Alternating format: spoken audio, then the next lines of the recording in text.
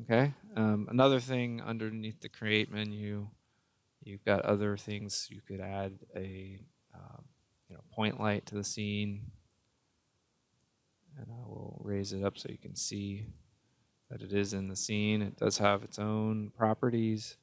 If you want to see the geometry lit to that point light, I hit 7, and you see when I move it around,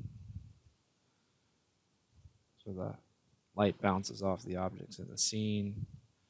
I can maybe give some colors to the you wouldn't see the shadow colors, but the intensity and the RGB.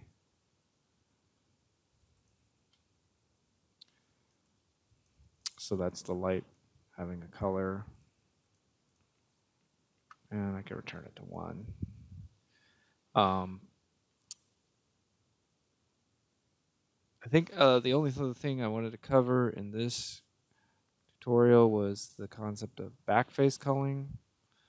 So if we isolate this piece of geometry by selecting that and then hit F to frame it, and we'll take off the lighting, you can see that everywhere I turn,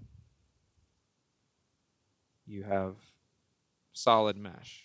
Well, let's say I didn't need these faces because we're dealing with a wheel and that's going to be facing the inside of the car body, and so we won't need to see that. Well, in a game engine, your polys are only rendered on one side unless your game engine is told to render two-sided. Well, so if I pull this out, you can see that in Maya, I can always see, and to show you, I should put on a wireframe. I can always see the other side of the geometry by default. It's represented by the dark, almost black color of the faces. Well, if you want to get a true likeness of what it's going to look like in game, you're going to want to turn on backface culling, which is under shading, backface culling.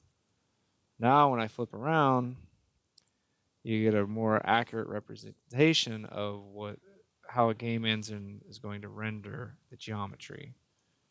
So if you need those faces, don't delete them.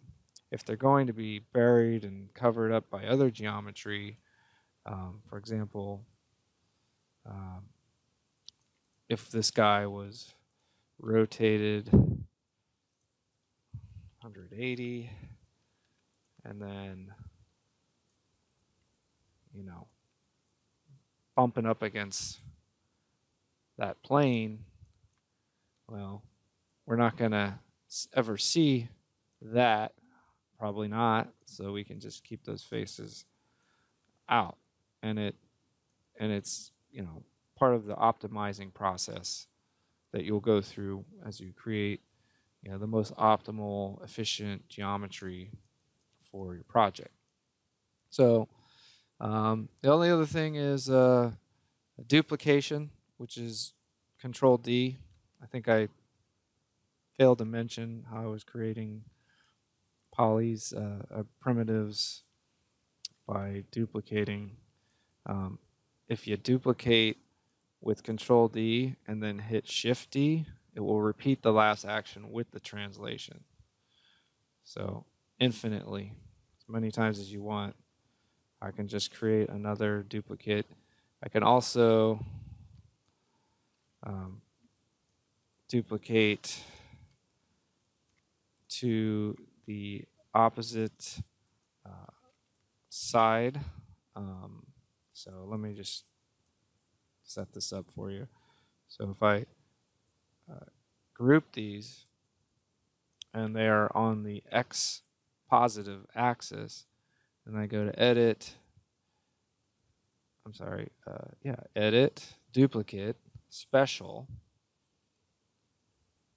and then I know that I want the wheels to appear reversed on the X negative I would add a negative symbol in front of the scale and hit apply.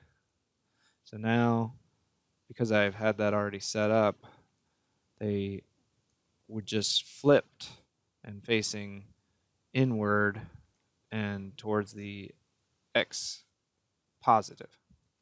So, and I can also, one other option is I could do the same action again by grabbing the group node over here and doing duplicate special -1, but instead of copy, if I do instance and hit apply, what I've done is basically made a ghost. This is not real geometry, but it's an instance so that everything I model on this side will symmetrically occur on this side.